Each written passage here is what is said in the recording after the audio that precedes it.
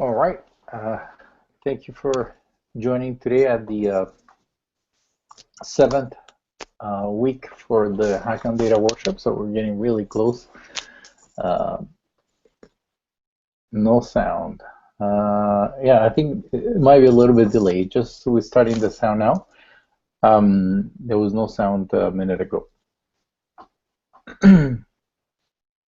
So today we'll be talking about feature hashing and let me make sure that I have everything in place. Yes, good. Good that you see the desktop. And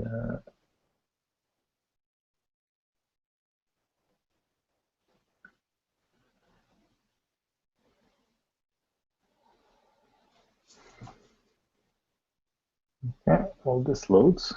While everything loads, anybody has any questions that they might want to ask now?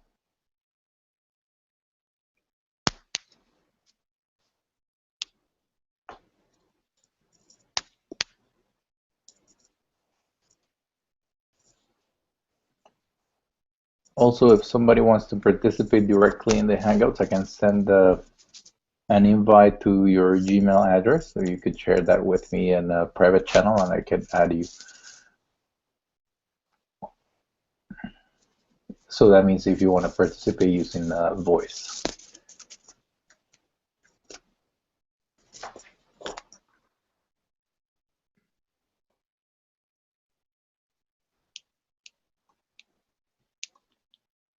All right.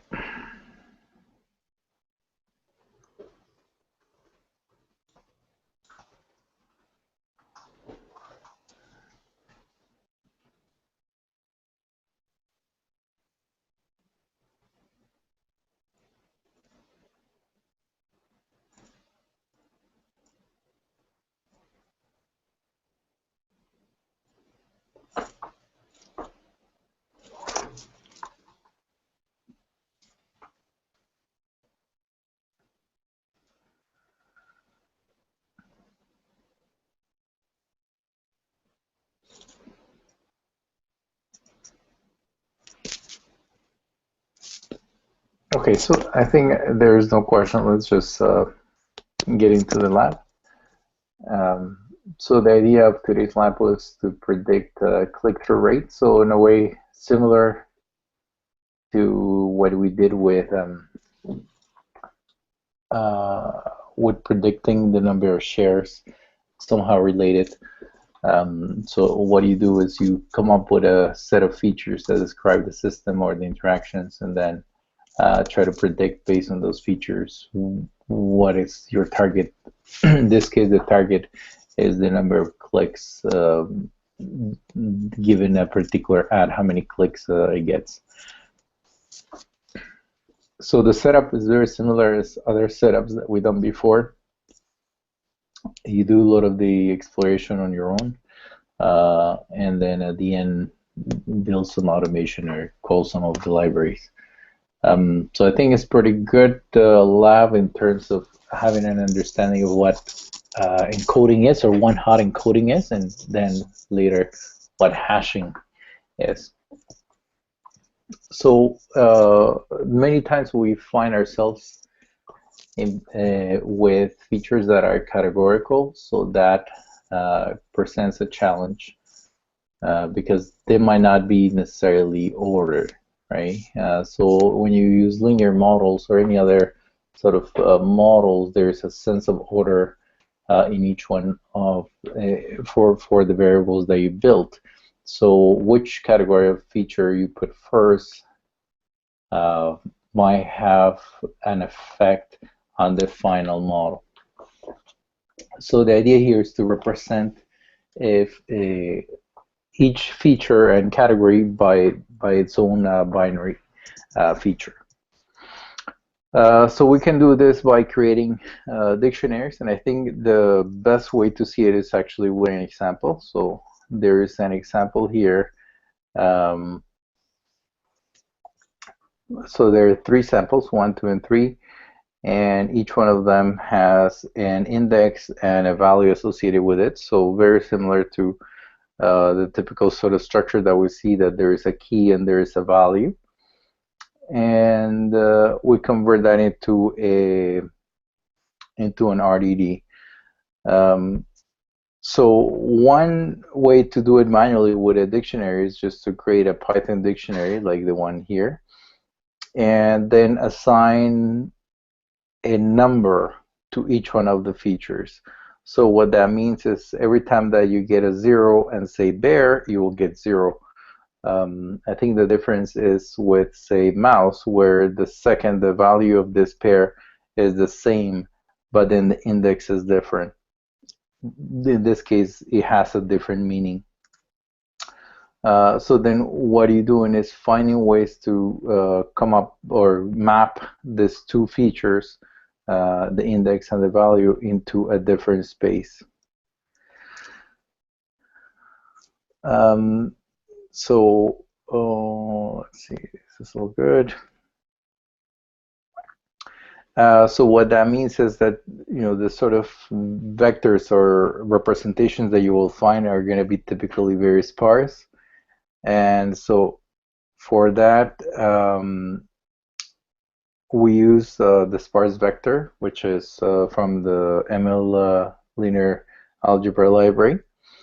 And what a sparse vector is a representation of a dense vector. So a dense vector is a vector that would contain information about the value of each one for each element of the array.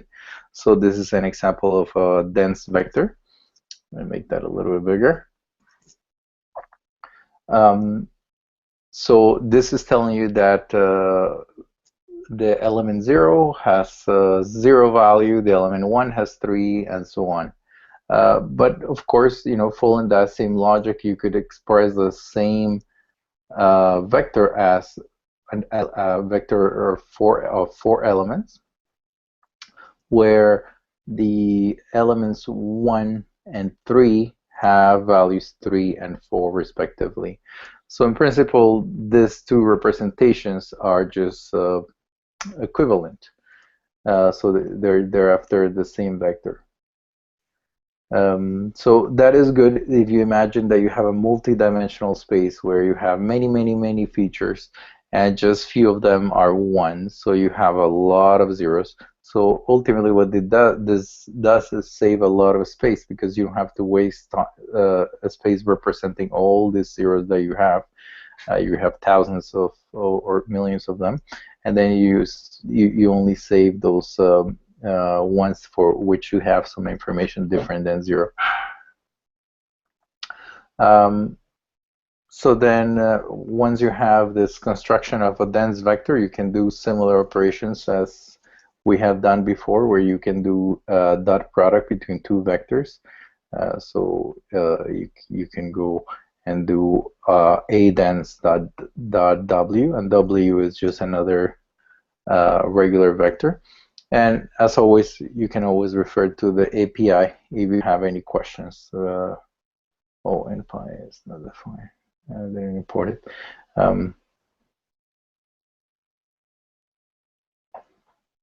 Okay.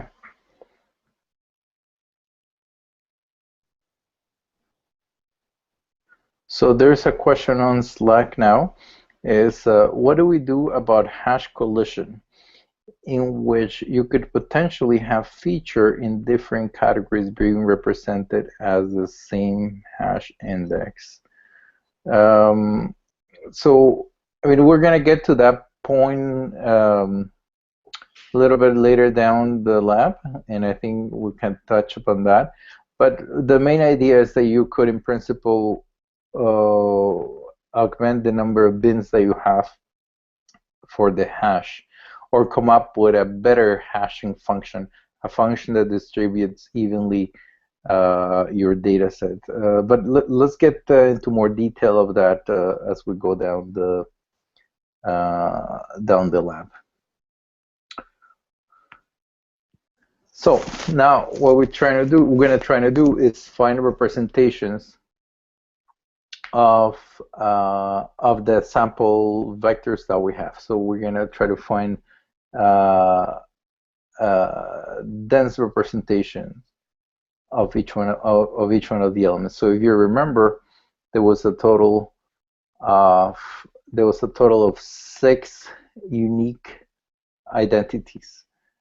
So if we have a vector that has 6 indexes, and we only set those values to 1 when one of those features is part of the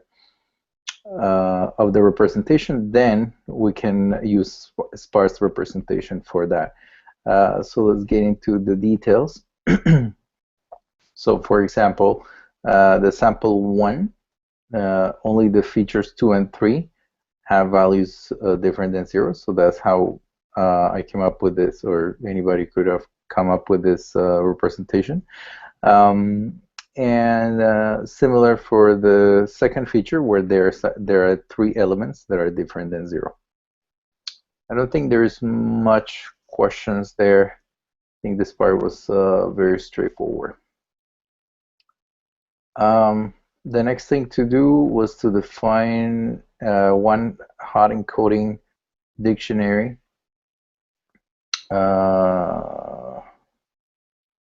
Oh, I see. Yes, this was my. So typically, when you have these things, when you're preparing these encodings, you might forget the sort of transformations that you had in your way to get there. So if you can have a small sample, you can then look what is the content, and that might help you actually write the functions much faster. So this one hot encoding would take the raw features, the dictionary, and the number of encoding. So in this case, we have those 6 samples. So this is the number of features. And what we can do is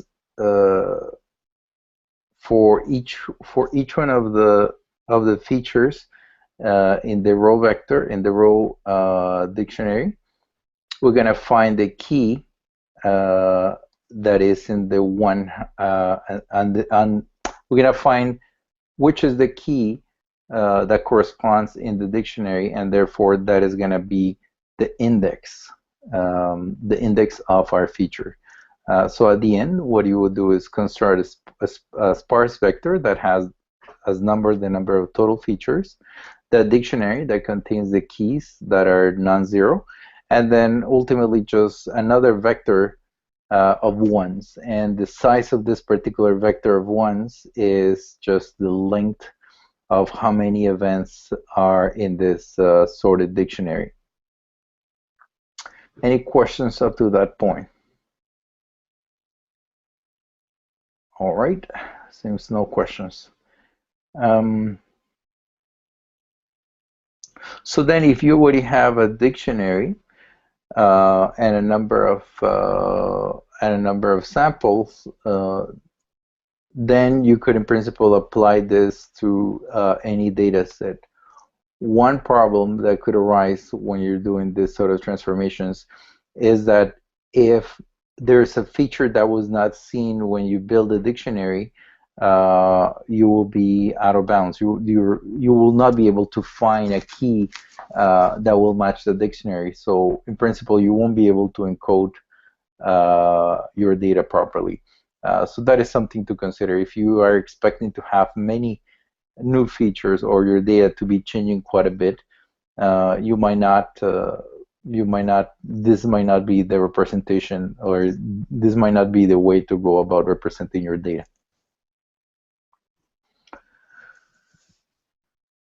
All right.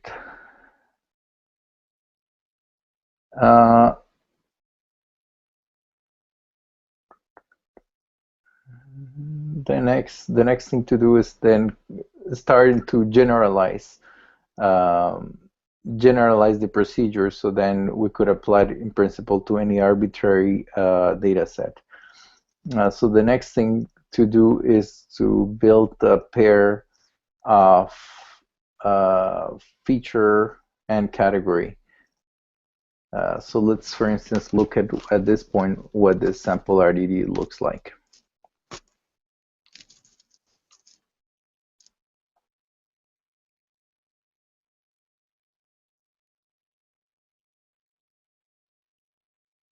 right? So this is just the initial data set that we have. And what we're doing here is extracting the first index or the key for each one of the key value pairs. And we use flat map. And flat map, what it does is just flattens this data structure. So what you build at the end is a structure that looks something like this.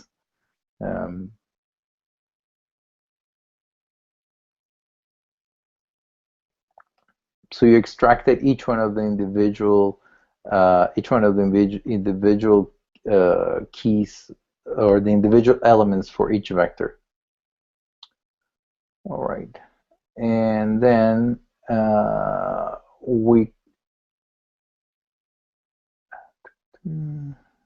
okay, one other thing here. We are taking the distinct. And why? Because we only want to find the, when we want to build a dictionary, we just want to have one entry per element. And then, let's see here. Make sure that.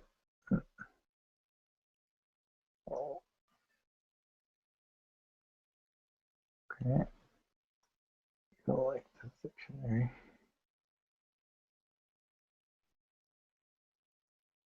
So we have this dictionary of all the features, and then we sort by the first element, and then finally we add an index to this mapping, and then we collect as a map. So what that does is, if you notice, this one is each one of the elements of the initial array, and we just simply have an index associated with each one of them. So the index, of course, go from, in this case, 1 to 6, which is the total number of elements.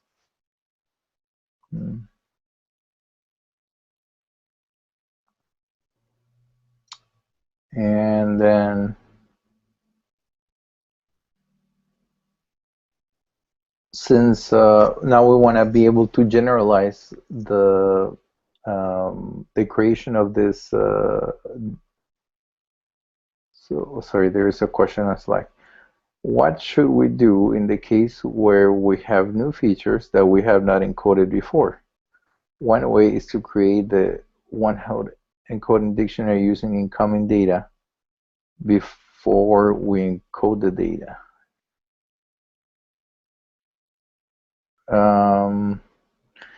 Yes, so dropping the terms that you have not encoded is, I guess, not ideal.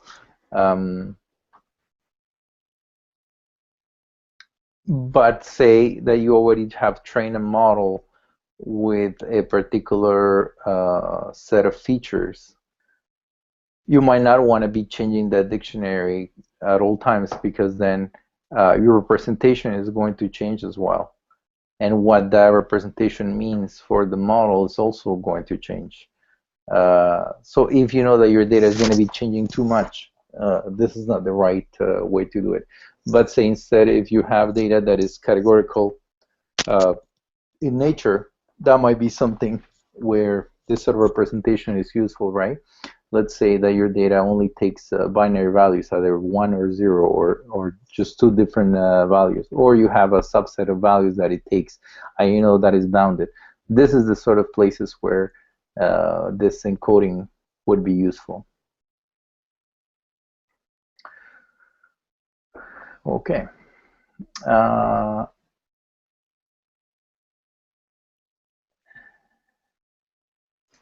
So let's see what happened here.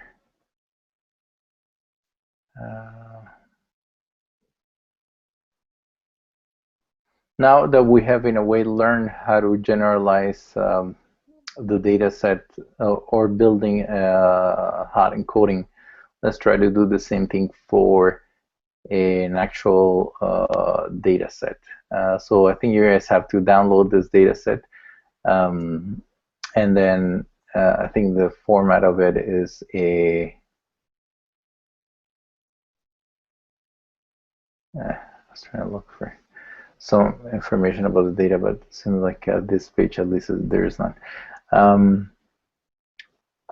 So once you are able to mount the data set into your S3 bucket, then we're going to follow a very similar procedure to prepare the encoding of the data set.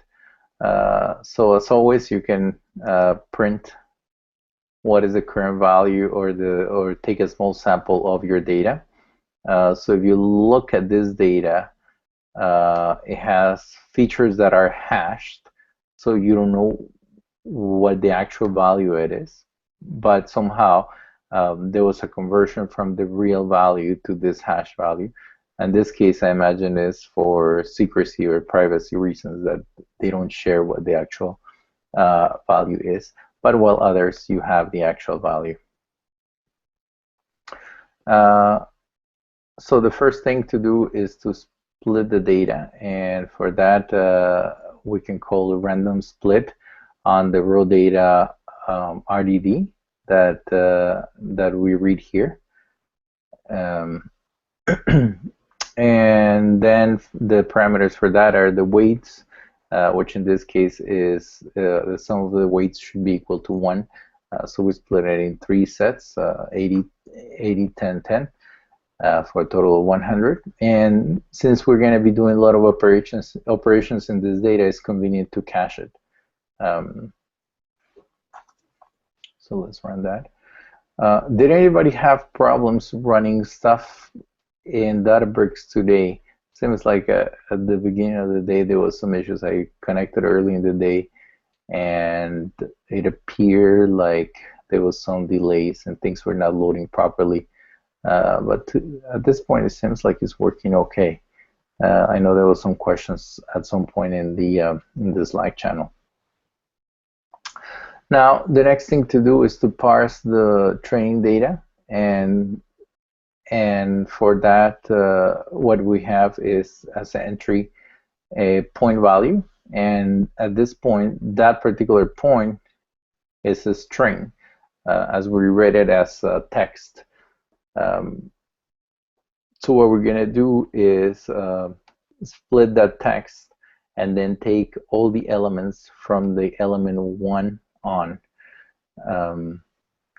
So since actually the first element is the target value, or is what we're going to be using as label.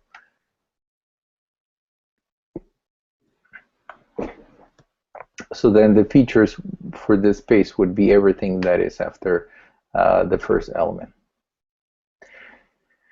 And then we built similar structure as we had before, where we have a value for the element, sorry, a value for the index, and the value of the feature at that point. And so we want to find the number of categories that are in the data set.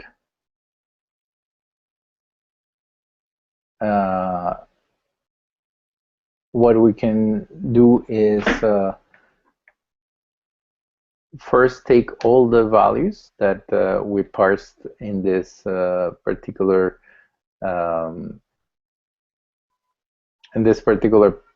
point parsing, and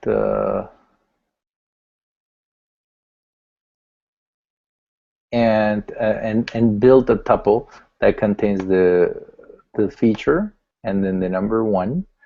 So this is a typical map reduce, and then we reduce by adding all those ones, and then ultimately just sum the number of features. Sorry, sum all the ones over the keys. Let's run that. That's good.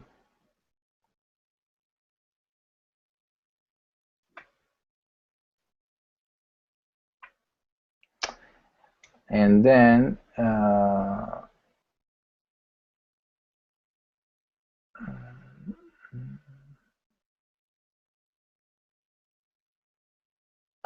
since we can reuse that function, the create one hot dictionary based on this parse string features. So this is something that we built when we were looking at those small samples. And then we can find how many keys are there. I think this is part of the testing for the next round. Yeah, this seems to be running pretty fast. Yeah, 8 seconds, not that bad. Any questions up to this point? No questions. You guys know it all. All right. So I guess you guys are familiar with label point, which is in the MLlib library. So the label point would expect a label and a set of features. So then this is what we're going to construct here. We're going to construct a label point where the label is the first element of the array, and the features in this case is the encoding of the point. So we already built a parse point, and we already built the dictionary.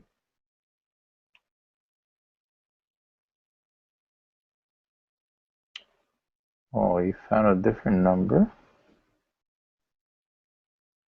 Interesting. Elham, I will look at your submission and see what is that you're doing different. But it's interesting, nevertheless, that it passed the test. The sorting.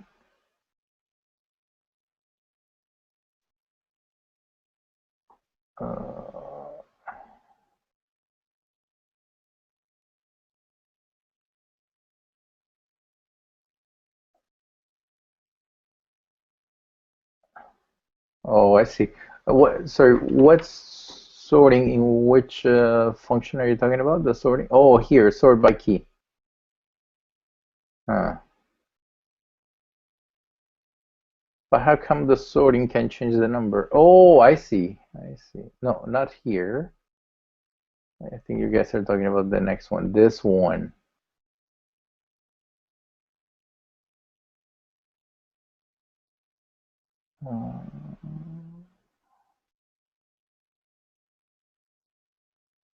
Huh. Okay. Interesting. So you're saying when I created dictionaries, so that would be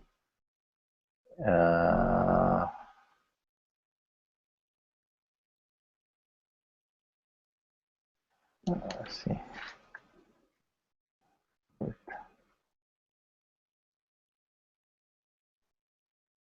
Oh, I see here. This sorted.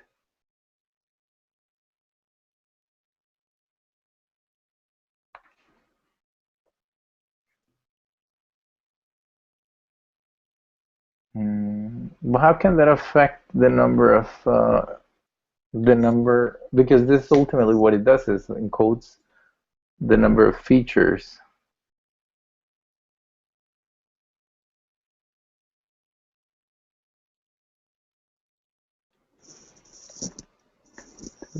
Although the number is quite different.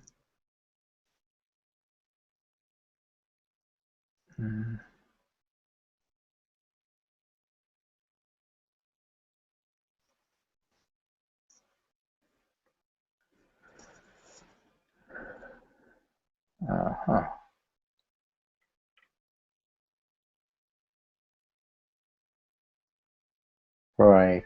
Yeah, the sorting should not affect the number of features. Okay. So we pass that. And then live encoding. So then did you guys get a different feature frequency for the next one? When you build the plot, maybe I'm curious to see it. I think for here there was no code to write. Uh, one hot train data not. Oh, I didn't run this far. Sorry. So I'm going to say soul match.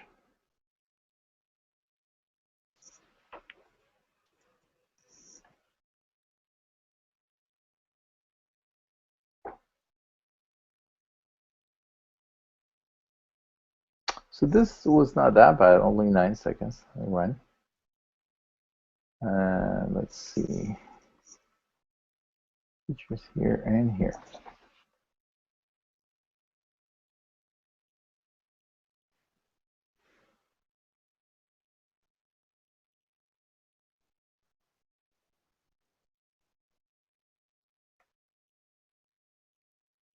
So then yes, here the idea is to look how many times each one of the features would appear in the training data.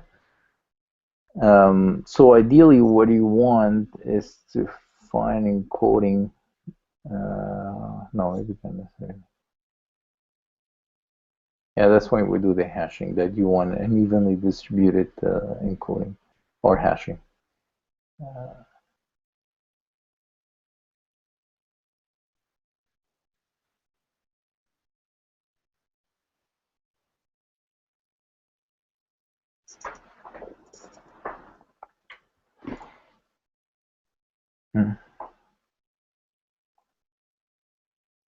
Okay.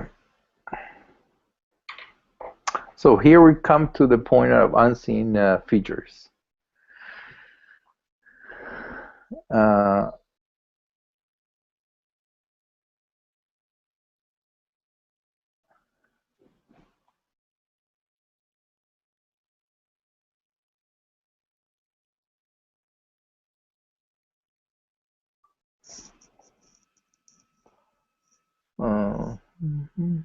so there is a question now, why do we have to sort by key in the one hot encoding function? Let's go back to that.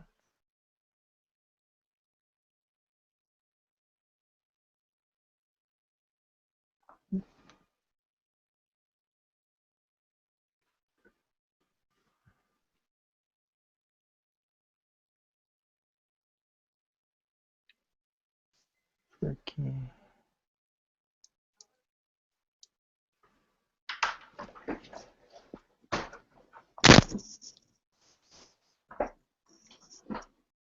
Let's see. Um,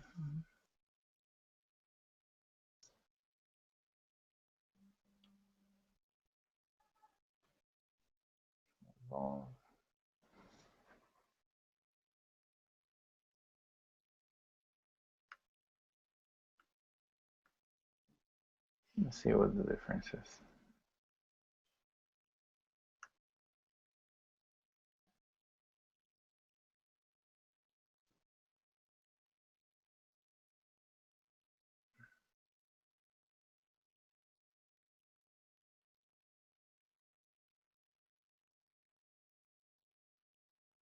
So in this case, these are the features.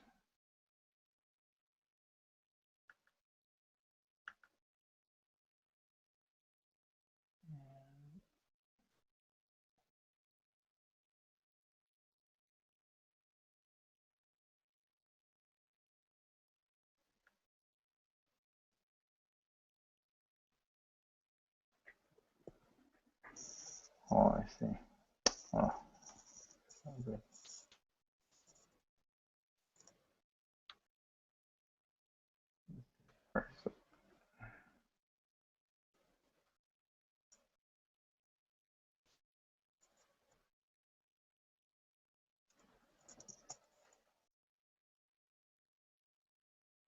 I think I'm lost here. Let's see.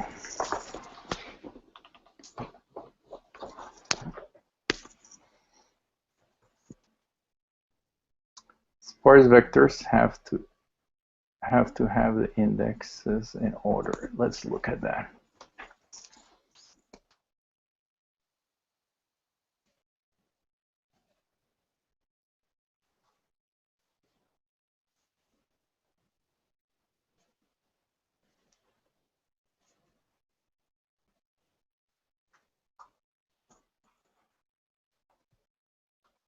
vector. Single vector class.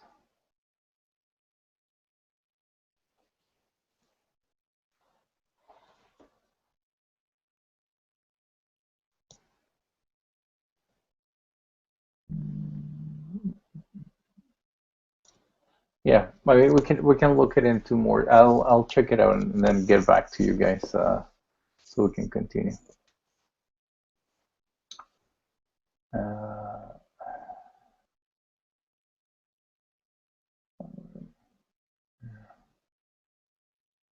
Okay.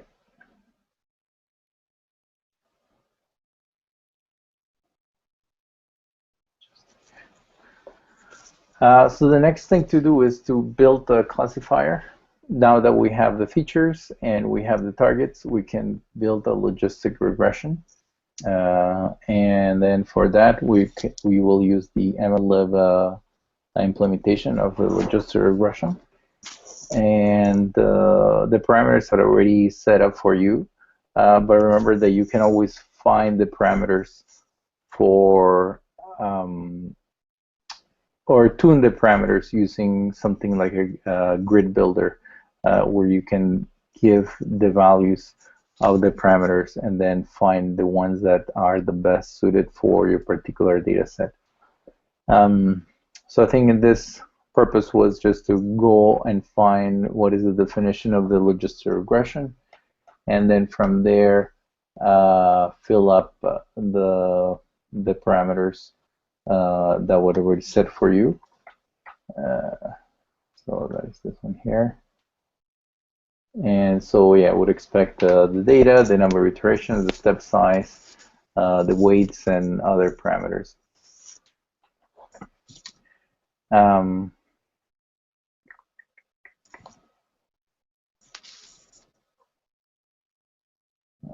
Oh, we didn't import that. Let's see here.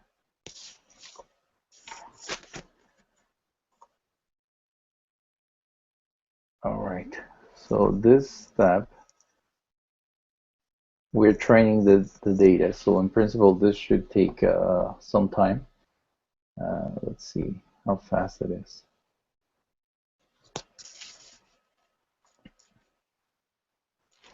And then, so how do we define the goodness of the classifier? Is the logistic regression is going to return a probability of how confident is that is either class 0 or 1. And then we can define a loss function. Remember that in last time for the regression, we're using the RMSE for regression. For classification, there are many other metrics, but certainly the log loss is one. When you have an estimator that gives you a probability, it's a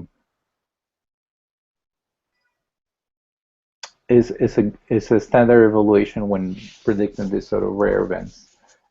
Given that most of the times you expect a very low click-through rate. So let's see.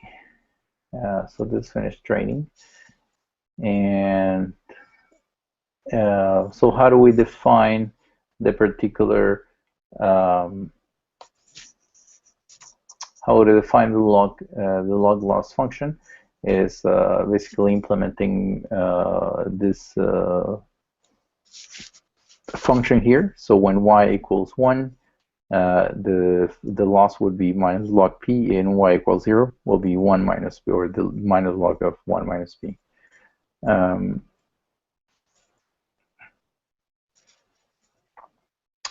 So this was very straightforward. There was not much spark in there. So let's skip that. And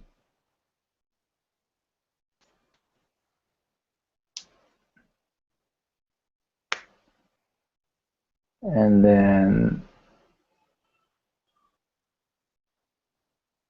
so we're going to find a baseline prediction. The baseline prediction is, for the regression, we decided to predict everything being equal to the mean of the data set. In this case, we're going to predict give that there is no click. Oh no, wait, send the value, which yes would correspond to the label 1. That means that there was a click.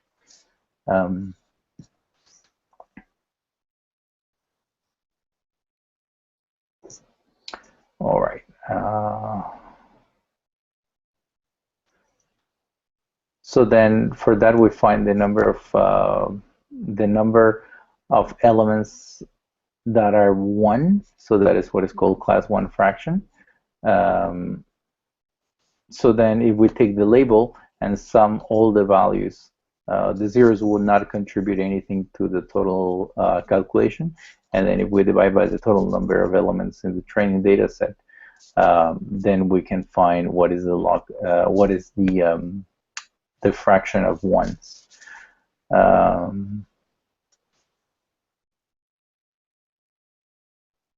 And then we can then calculate the loss function between the trained classified or the value that we got from the training and the actual label, or this baseline value and the actual label. So we know that this is in a way the very simple model that we could in principle use as a baseline reference to improve. Any questions up to this point that are not related to sorting?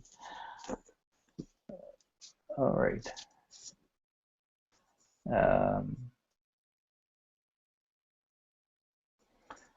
Then I think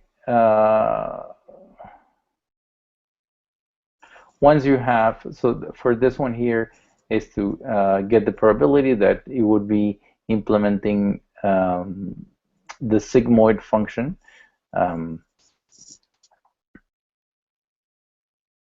So what a logistic regression is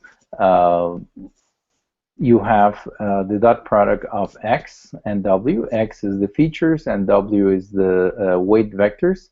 Then you add the intercept to it, and then you take the sigmoid of that. That is the formula of the logistic regression. So if you have the weights and you have the intercept, then in principle you can just from this formula evaluate what is the actual probability that your model would assign to a given event.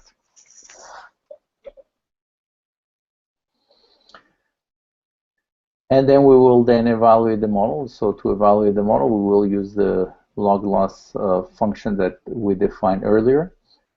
And we see that the model improves a little bit compared to the baseline. So we're doing better. So then, how can we improve this model further? And I think that's where we get to the hashing part. Okay, let's just skip that now.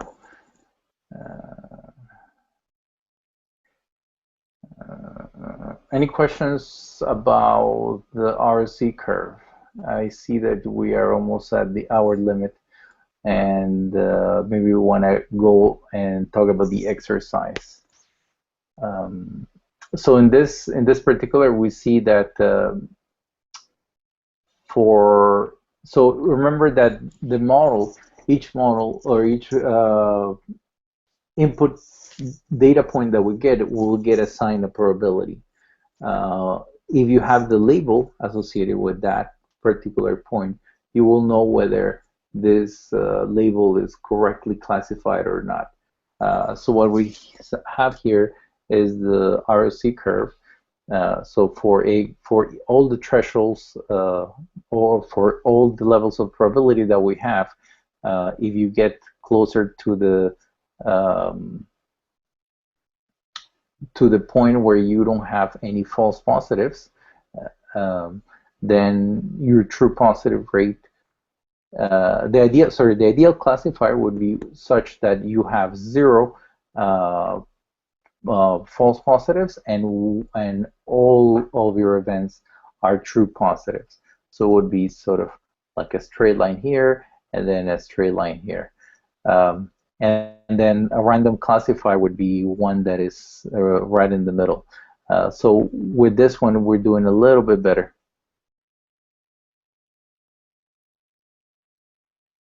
We're doing a little bit better than random, but not a perfect classifier. So at the end, you would find a compromise somewhere around this curve, and then would find what is your acceptable true positive rate and your acceptable false positive rate. So certainly we had many dimensions, and this was not the full data set. So then you would have many more features when you add the full data set, because then you will see new unseen values. So one way around it is to create a hash function. A hash function would be like creating buckets where you will put, let's see if there is a picture for that. Hash.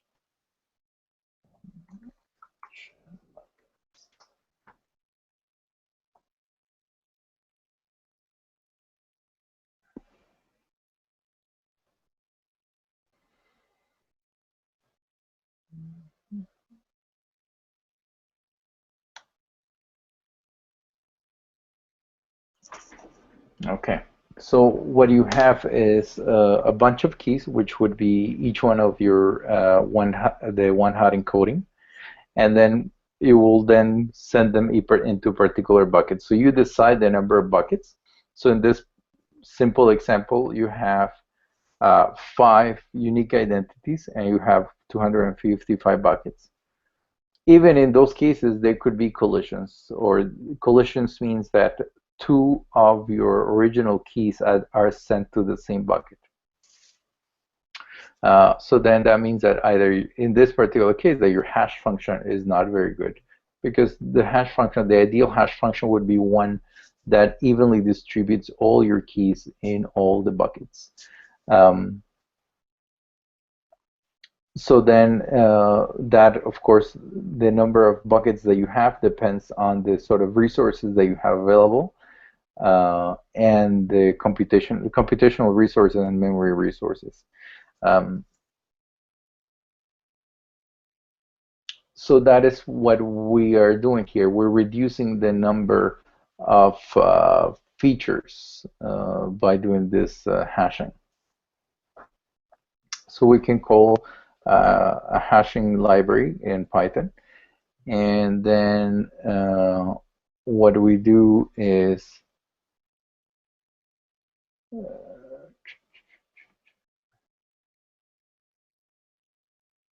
yes, so we convert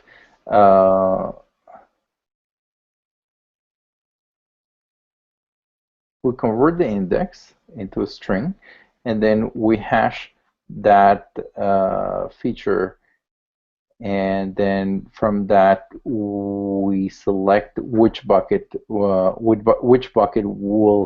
this particular feature would end up. So notice that we're taking the module on the number of buckets. What that means is if this number is just larger, the maximum number that this operation will return would be equal to the number of buckets. So if you increase the size, then you have a much larger space to represent your data set.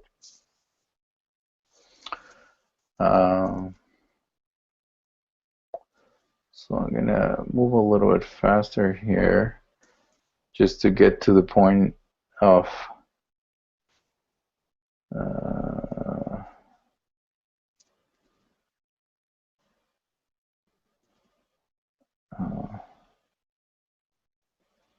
yeah. Any questions up to this point?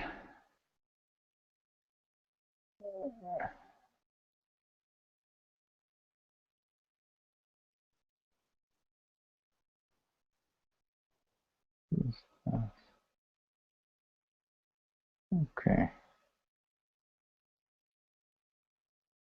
Oh, I see. Huh. Interesting.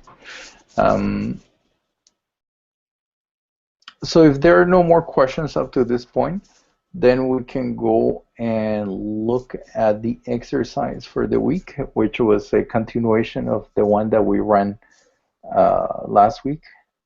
So today we have Mark and Noah that are going to tell us how they got about it. So Mark, if you don't mind going first, telling us how do you approach the problem, and if you don't mind sharing your screen, so then others can see your notebook. Hi, Armando. Can you hear me? Yeah, I hear you. Okay, I'm gonna try. Okay, how do I share the screen? Let's see. It's On the left side, there's a little green icon that says screen share, yeah, I've pushed that. and then a window would pop, and then you will choose. I see. Okay, it's popped, but there's nothing there. And then yeah, there would be a little window, and then you would select which. If you have multiple screens, it will show you which. I see. Okay. Maybe I'm having technical difficulties. Maybe maybe Noah wants to go first. Wait 10 seconds maybe. Yeah, no, it might take a while, just so we just wait here. In the meantime, people can have questions. Okay, sure.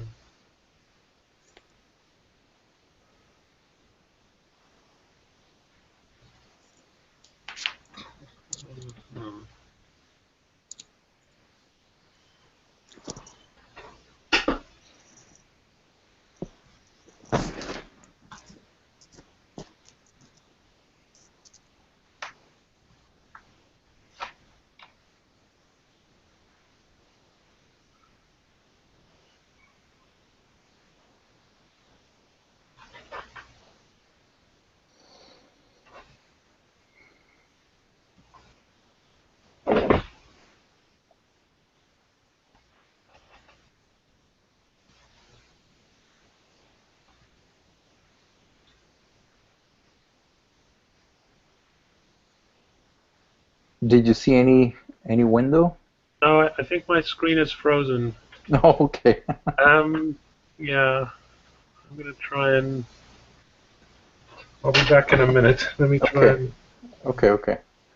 Noah, do you want to start going in the meantime, if you don't mind?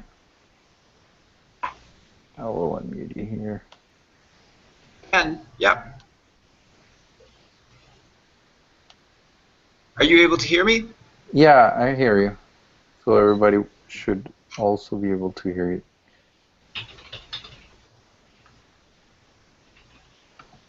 Okay, so I'll click share, and it says I'm sharing down at the bottom. Awesome. Can you guys see it? Yeah. Okay, perfect. I'll try to go through quickly. So it was exercise 7, feature hashing. To kick it off, I kept all my imports at the top. So I kept adding to that as I went. And this part here is exactly the same as last week. I just cut and paste, and the initialization is same thing, cleaned up the missing row, all that sort of thing. Splitting the training sets versus validation sets. So what I remembered from last week, I did take a look at the schema again, and there were a lot of numeric responses. So there weren't really any categorical variables that I could work with that haven't already been converted to one-hot encoding. So I didn't get to use that one. But what I did instead is I just did a binarizer. So converted 1 or 0 if it was above or below the mean. And I didn't have a lot of time to think about it. I left this too late in the week. So instead of writing a nice function that would have cleanly taken care of this, I did a copy and paste. So it's a horrible example of how to do it. But realistically, I just wanted to quickly get through that part and get to the interesting part, which was trying out the hashing function that's already built in. So in the lab, we got to do the hashing using the RDDs, and it was written for us. But just to show you what I did is I did an R formula again, and instead of all of those numeric values, everything here, so bin 1, bin 2, bin 3, it's a 1 or a 0 for everything. And then what we also had in the data set was lifestyle, entertainment, weekdays, all that sort of thing. Those were already 1 or zeros.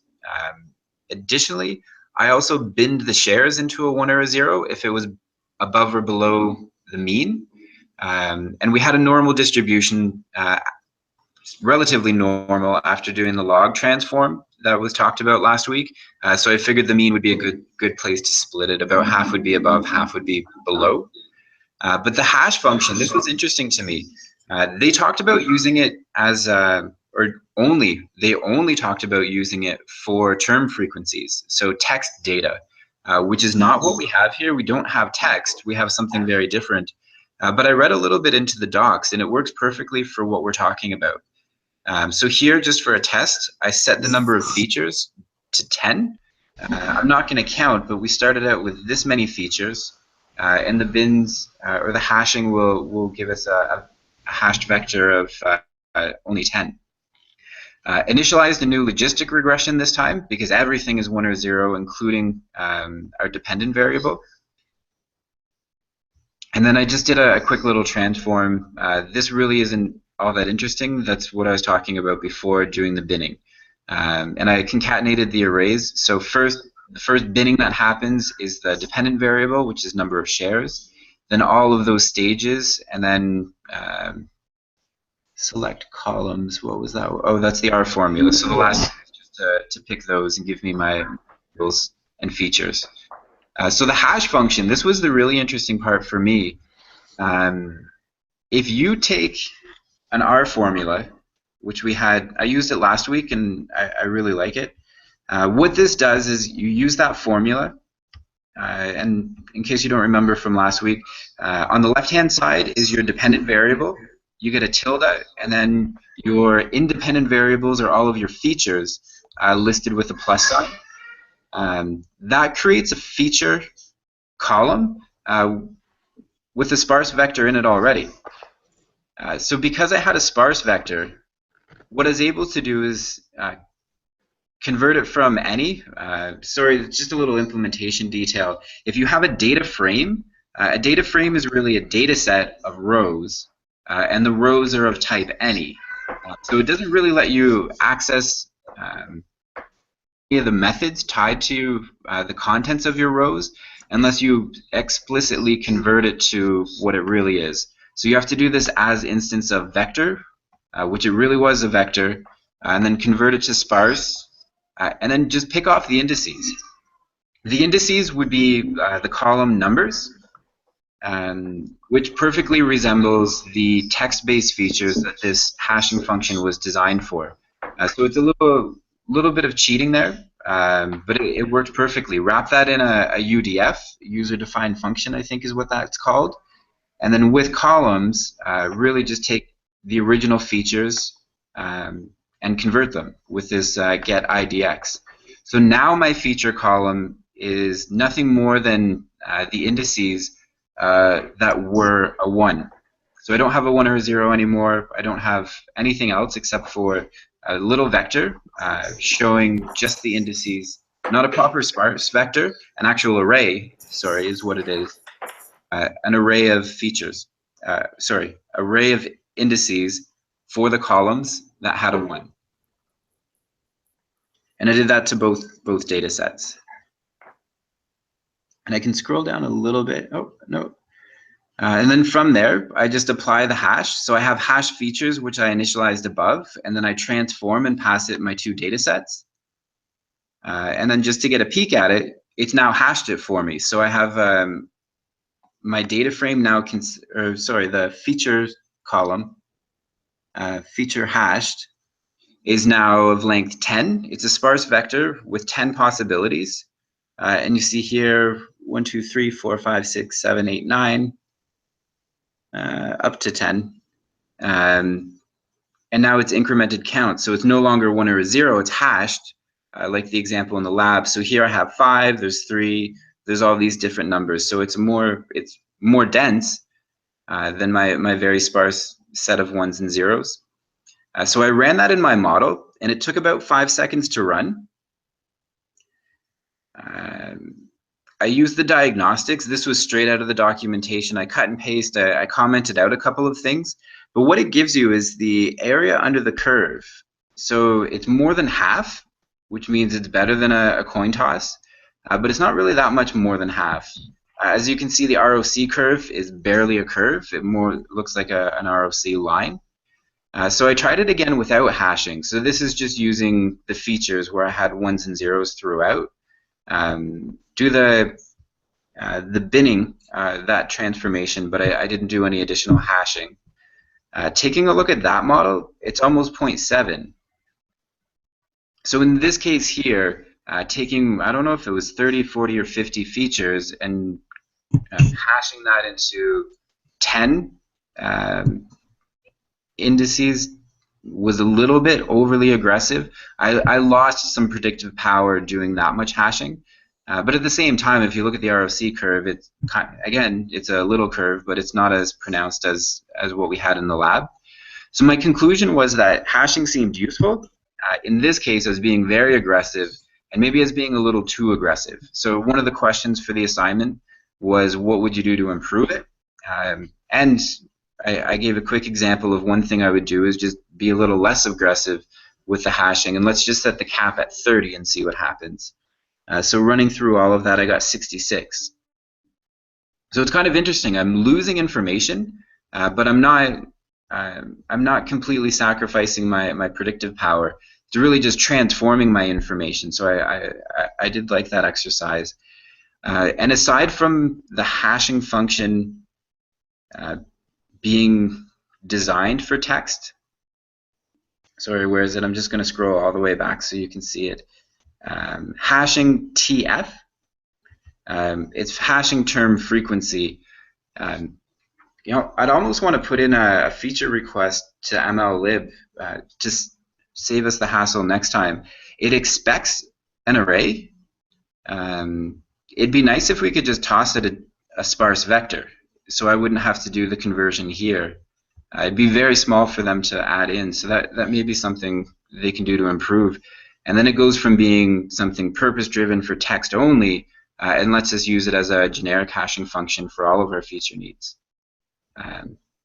So that's it. That's the quick peek. Yeah, thank you, No. Pretty good. I think that is that was a cool approach. I mean, you are in a way when you binarize, you lose a lot of the information. So it's pretty good that you were able to recover that by just doing more hashing or like increasing the size of your hashing space. So yeah, really interesting. Yeah, and after doing those transformations, I ran it a couple of times and looked at how long it took the logistic regression to run, and it runs a lot faster. So it could be one of those things where if it was close enough but extremely fast, that could be something worth doing in production. So I really liked it. Yeah, right. Yeah, I wonder what would happen if the binarizing you do it differently, like maybe include more than 2 categories. That can improve, you think? It'd be worth trying because some of those there's more of a distribution than just the top end and the bottom end. So there's more I could capture. I think it was just because it was an exercise. Yeah, I figured binarizing would be the least amount of effort, to be honest. Because if I quantized it, so if I chop them into 4, then I would have to also do the one-hot encoding, and then I'd also have to hash those. So, correct. Yeah. So if I had more than a week to work on it, I think that would give me more predictive power. That's for sure. Okay. Yeah. Sounds good. Sounds good. Thank you. Mark, it seems like he dropped again. Let's see if he gets back. In the meantime, if anybody has questions, this would be a good time.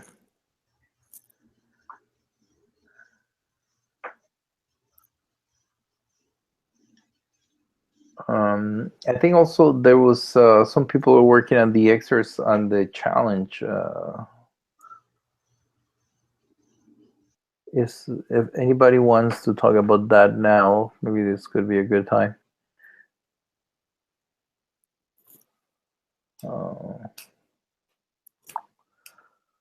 So the next week is the last session. So given that now there are some people that that have so much encouragement to also work on the challenges. Maybe for the next week I will only do the lab and not the exercise.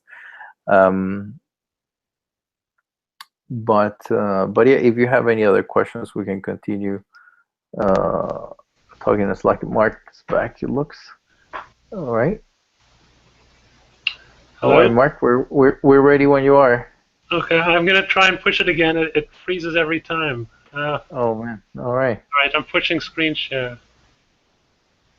Now you see, I'm running Firefox on Linux. Oh. And it seems to not agree with it. Okay. If it doesn't go through, one option is that you send me your notebook in. Oh no, actually, I have your notebook. I can open your notebook and share the screen on my side, and then you can go over it if it doesn't load. Yeah. Okay. Let's just give it a few, 10 more seconds, see if it loads on your side, and in the meantime, I'm gonna start looking for your notebook.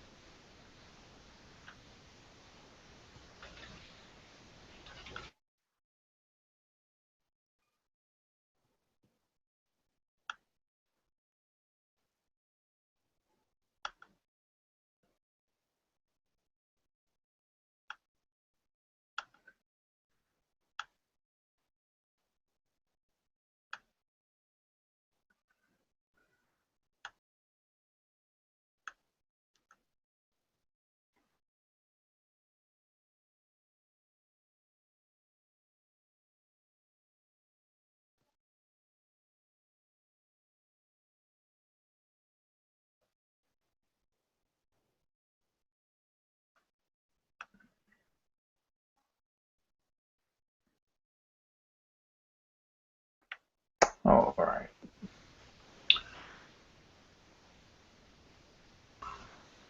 Okay, so I'm gonna start sharing now.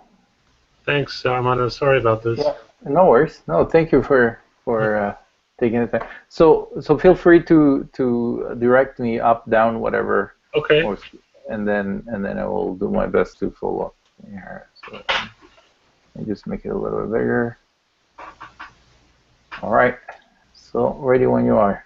Okay. So what I found in last week's exercise was I did a visualization of I did a scatter plot of the target variable shares versus all of the features, and there wasn't a strong correlation with any of them. Maybe 0.2 was the highest correlation coefficient for one or two features. And when I did so what worked a little bit better was predicting the logarithm of shares, as I think the presenter who used R last week did. Anyway, so one thing you see there is that a handful of the features are binary features, which suggests that they were created from a categorical variable. So in this case, we had what's on the screen now is a little function I wrote to determine which variables were binary variables. And basically, what it does is it looks at a sample of 200 rows, and if the number of unique values of that variable is exactly 2, then that's a binary variable. So if you go down, you can see the result of running this is that up a little bit. Sorry. Just there. So you see the binary variables were the various data channels and the weekdays. So in order to use hashing, it's a little bit artificial, but in order to use hashing, I thought to go back from the binary representation to the categorical representation. So this next function converts each set of binary variables back to a categorical variable. And it does that by creating this string representation of, let's see, how did I do this? Yeah, I guess so. For each row, it concatenates the values of each of the binary variables in the set into a string. So only one of them is ever 1, and occasionally none of them are 1. But you'll get a unique representation for each weekday and for each data channel. So there you're seeing a sample of the first so many rows, what the weekday string and the data channel string are. Okay, so now it didn't seem very appropriate to use hashing on such a on a feature set that only had 2 categorical variables and a total of 12 or whatever it was values. So in order to create more categorical variables, I binned all the quantitative variables, continuous variables, and I did it somewhat arbitrarily by binning them in bins that were a certain fraction of the standard deviation away from the mean. And so that, I think, so that function that you've just scrolled past performs that operation. So it converts, no, sorry, it doesn't. So that's what I've done here is I just calculated the standard deviations and means of all of the features that weren't in that set of binary features. Right. So that's what's shown there. And then the next function converts each continuous feature into a categorical feature. So you pass it the dictionary of means and standard deviations that we just calculated. And then the frac parameter is what size the bins should be in units of standard deviation. So then the result of this is you have displayed the data frame, and you can see that you have values. 0 would be in the bin immediately above the standard deviation, above the mean. -3 would be 3 bins below the mean, and so on. Now I should say that I don't expect this to improve the model over last week's result, because we're losing information now. We had ordering information before, and now we're considering them as just categories. So here's a visualization written actually quite badly, I think. This took a very long time to run. This is just a bar chart of average number of shares per category for each of the formerly continuous variables. And you don't see too much of a pattern. I guess, yeah, it looks fairly random. Some of the variables are quite evenly distributed.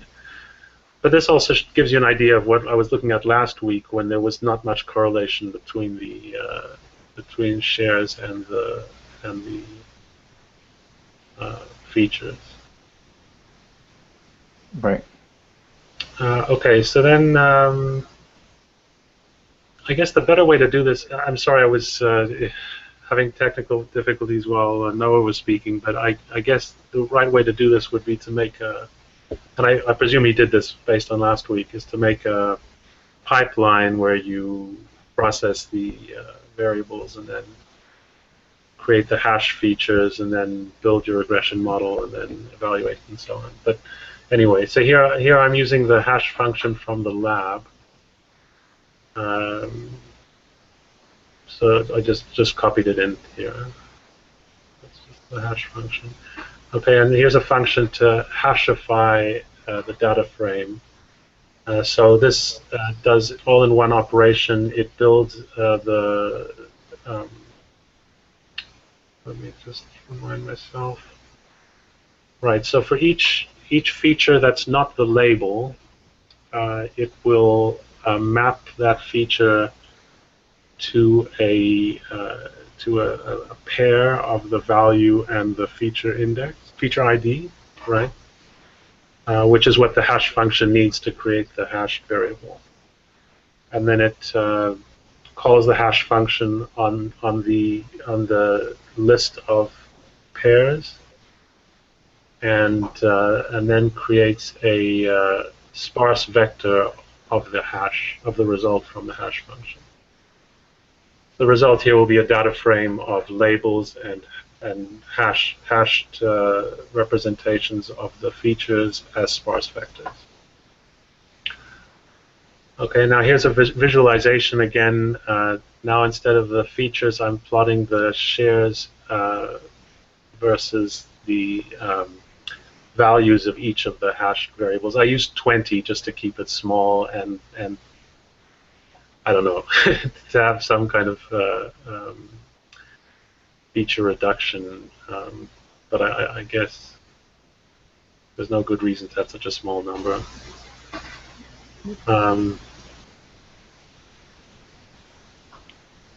Okay, and then finally, okay, and here's I calculate the correlation between the shares and each of the hashed variables, each of the hash variables, and there isn't a strong correlation with any of them.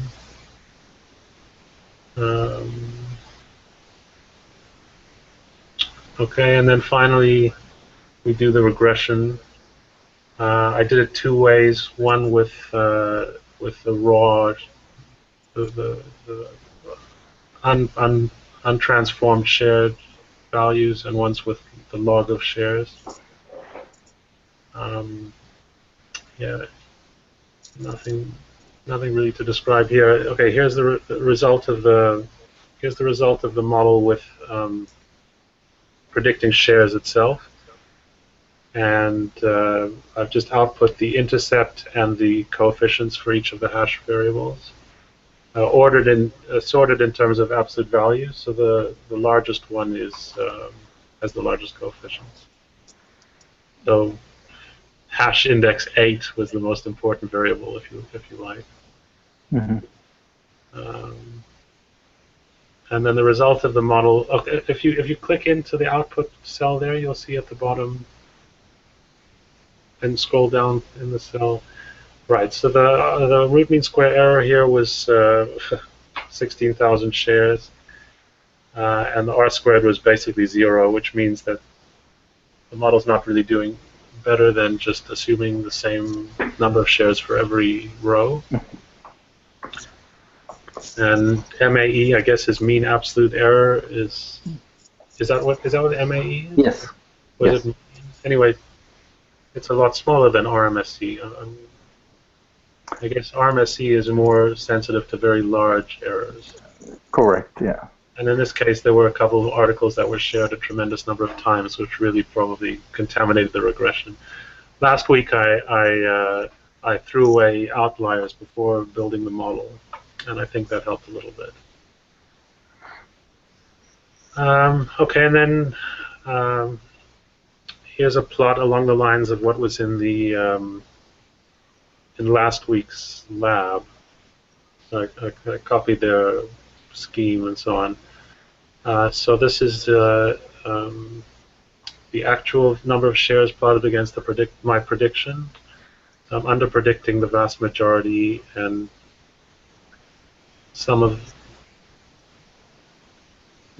I'm over predicting the vast majority, and the biggest errors are big under predictions. Okay, and then I did the same thing again, but instead of using shares, I used the log of shares. Maybe you can scroll down. So here in log values, the RMSE was on the order of 1. And the R squared was a little bit better. And then here's a graphical representation. So maybe it looks better in log space. Yeah.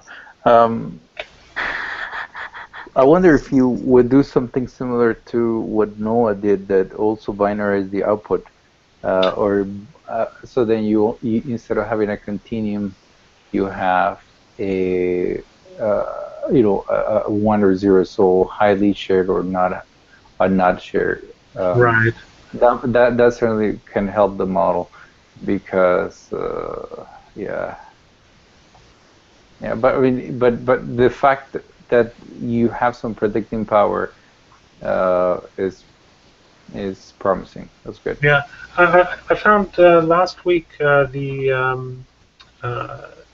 the global performance metrics like RMSE and R squared were really bad, but what didn't look so bad if you looked at the distribution of errors in the regression model, you had a lot more small errors than in the baseline model, Correct. and the median error was not terribly bad. So, I mean, you can see that a lot of the values are crowded around the one to the y equals x line, but there are some big errors which spoil the statistics. Right. Here. So I guess maybe a problem with the idea of predicting high shares or low shares is you get no credit for predicting an average number of shares. Right. So which the vast majority Yeah. of articles are close to the average number of shares. So Right. it isn't Or really you a could do a cluster. multi-class. Right. So divided in multiple bins. That might That's be one true. That's true. way around it. Yeah. No, I mean, it's an interesting problem in the sense that it was hard, hard to model with regression. Yeah. Right. Yeah, certainly something like maybe a tree-like approach could lead to better results. Uh, all right. Thank you, Mark. Is there anything else you want to say? I think, yeah. No, that's it. Thanks for the chance to speak. Yeah, no. Thank you. You've been doing a lot of great work in your exercises. So it's Thank you. nice. All right, guys. Thank you, Mark. And if anybody else has another question, please do so now. Otherwise, I'll see you guys next week. Next week, we have an in-person session, and we're going to be hosted at Wattpad. Um, Details will follow in the next week or so. So next week, lab was going to be about PCA. And there's going to be no exercise, so the exercise will be the lab, so you can go from there. I don't see any more questions, so I'm going to end the session for today, and see you in person next week. Maybe we can see each other in person, in face to face. All right, guys. Bye.